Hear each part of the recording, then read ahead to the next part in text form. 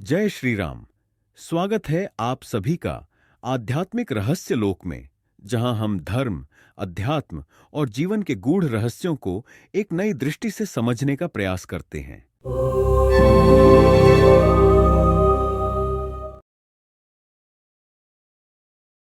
राम कथा केवल एक कहानी नहीं, बल्कि आत्मा की परम सत्य की ओर बढ़ती एक दिव्य यात्रा है।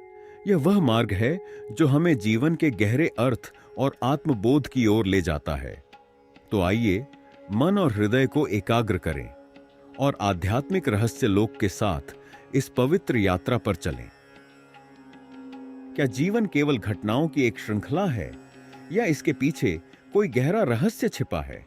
क्या राम कथा सिर्फ एक ऐतिहासिक गाथा है, या यह हमारे भीतर घटित होने वाली आध्यात्मिक यात्रा का प्रतिबिंब है?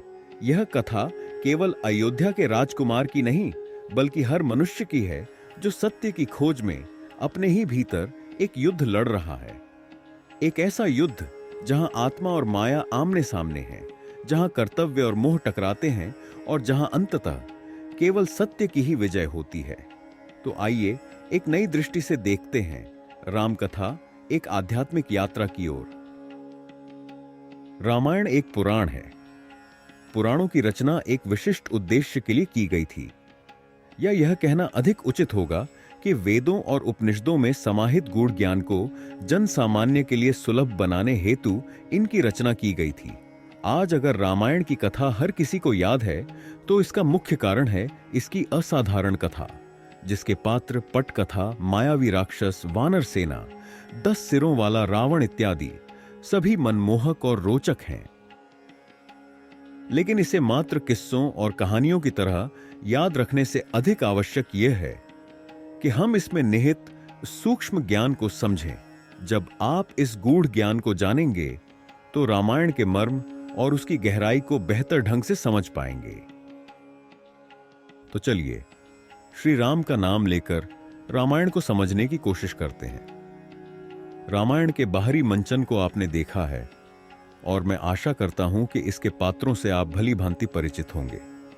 चूंकि यह रामायण है, तो सबसे पहले हम राम की बात करते हैं। कौन है राम? आपके राम, मेरे राम, हमारे राम। राम कौन है? राम दशरथ जी के पुत्र थे। अब दशरथ का अर्थ समझते हैं।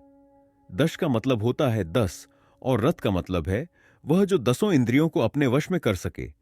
ये 10 इंद्रियां हैं: 5 ज्ञानेंद्रियां, आंख, कान, नाक, जीभ, त्वचा, और 5 कर्मेंद्रियां, हाथ, पैर, वाणी, गुदा, जनेंद्रिय। यानी दशरथ वह व्यक्ति हैं जिन्होंने अपनी सभी इंद्रियों को नियंत्रित कर लिया है। ऐसे पिता से जन्म लेते हैं राम। अब राम का अर्थ क्या है? रामः सर्वे रमन्ते इति रामः, यानी वह राम जो कण कण में व्याप्त हैं, जिन्हें ज्ञानी आत्मा, ओम या ब्रह्म कहते हैं। वह शाश्वत चेतना जो सर्वत्र है, हर स्थान पर है। ऐसे राम का सृजन होता है।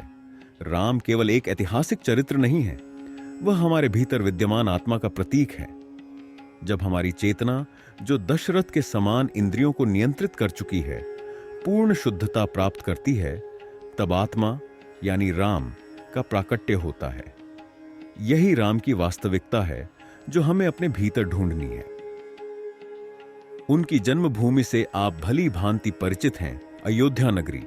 अब इसका अर्थ समझते हैं। अयोध्या का मतलब होता है जहां कोई युद्ध न हो। आप निसंदेह यह जानते हैं कि वह कौन सी जगह है जहां सबसे ज्यादा युद्ध चलता रहता है? हमारा मन। मन ही वह स्थान है जहां विचारों का मंथन और संघर्ष हमेशा बना रहता है।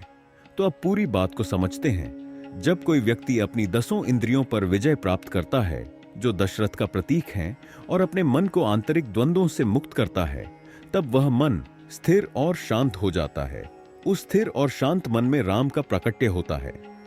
राम जो कि शुद्ध चेतना के प्रतीक हैं, ऐसे ही मन में वास करते हैं।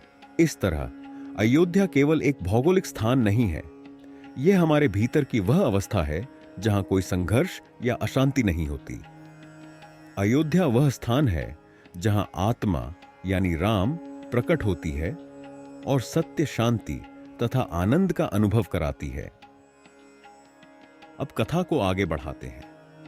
अगर राम अयोध्या में ही रहते तो क्या उन्हें विश्व की सेवा करने का अवसर मिलता? शायद नहीं। यही कारण है कि राम का सीता, जो प्रकृति का प्रतीक है, से मिलन हुआ, अर्थात उनका इस भौतिक संसार में प्रवेश हुआ। आत्मा यानी राम और प्रकृति यानी सीता का मिलन ही राम विवाह कहलाता है। सरल शब्दों में कहें तो जब शुद्ध चेतना यानी राम इस भौतिक जगत यानी प्रकृति में प्रवेश करती है, तभी हमारा जीवन बनता है। यह मिलन जीवन का आधार है और हमें यह समझाता है कि चेतना और प्रकृति के संतुलन से ही सृष्टि चलती है। और रामायण की कहानी यही सिखाती है कि इस संसार, जो इच्छाओं, चुनौतियों और द्वंद्वों से भरा हुआ है, को कैसे पार करें, जबकि शुद्ध चेतना के साथ जुड़े रहें। यह हमें सांसारिक मोह से ऊपर उठकर जीवन के उच्चतम उद्देश्य, आध्यात्मिक मुक्ति की ओर बढ़ने का मार्ग दिखाती है। आत्मा और प्रकृति के मिलन से ही जीव की उत्पत्ति होती है, लेकिन यह जीव कथा के अनुसार अयोध्या यानी शांत और संतुलित मन में नहीं रह सकता। उसे बाहर निकलना ही होगा, उसे वनवास जाना ही होगा। हर मनुष्य इसी वनवास में है। जब हम कहते हैं कि हमारा जीवन कठिन है, तो हमें समझना चाहिए कि हम वास्तव में वनवास में हैं। वनवास तो कठिन होता ही है। यहां हर दिन एक नई चुनौती है, हर क्षण एक नई परीक्षा। यहां भय है, चिंता है, सुखों की लालसा है, अभाव है, संघर्ष है। कभी मिलने की खुशी है तो कभी बिछड़ने का दर्द। वनवास केवल जंगल में भटकना नहीं है, बल्कि यह हमारे मन की यात्रा है, जहां हमें अपनी कमजोरियों, इच्छाओं और मोह माया से लड़ना पड़ता है। इस वनवास में ही हमें स्वयं को पहचानना होता है, अपने अस्तित्व को खोजना होता है और अपने भीतर छिपे हुए राम तक पहुंचना होता है। वनवास से ही जीवन की सच्ची यात्रा शुरू होती है। यह वन जिसमें जीव विचरण करता है, इसे ही संसार कहते हैं। इसी जंगल में एक 10 मुख वाला राक्षस रहता है, रावण। यह वही 10 मुख वाला रावण है जिसने दशरथ से सब कुछ छीन लिया। दशरथ जो अपनी 10 इंद्रियों पर नियंत्रण रखते थे, उनके लिए सारी प्रक्रियाएं आंतरिक थीं, अर्थात आत्मसंयम, आत्मज्ञान और शांति। लेकिन रावण का पूरा अस्तित्व बाहरी दुनिया पर टिका हुआ है। रावण को आंतरिक सुख नहीं चाहिए, उसे केवल सांसारिक सुखों की लालसा है। वह बाहरी भोग, ऐश्वर्य और इंद्रियों की तृप्ति में ही अपना सुख समझता है। जहां दशरथ आत्मा के नियंत्रण का प्रतीक है, वहीं रावण इंद्रियों के भटकाव का प्रतीक है।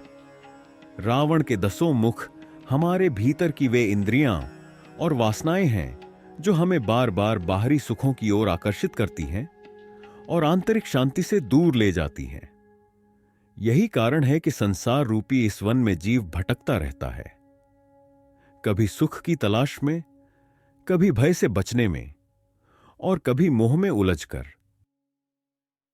वास्तविक विजय तब होती है जब हम रावण की बाहरी प्रवृत्तियों पर काबू पाकर दशरथ की तरह आत्मनियंत्रण को प्राप्त करते हैं और अपने भीतर के राम को जागृत करते हैं।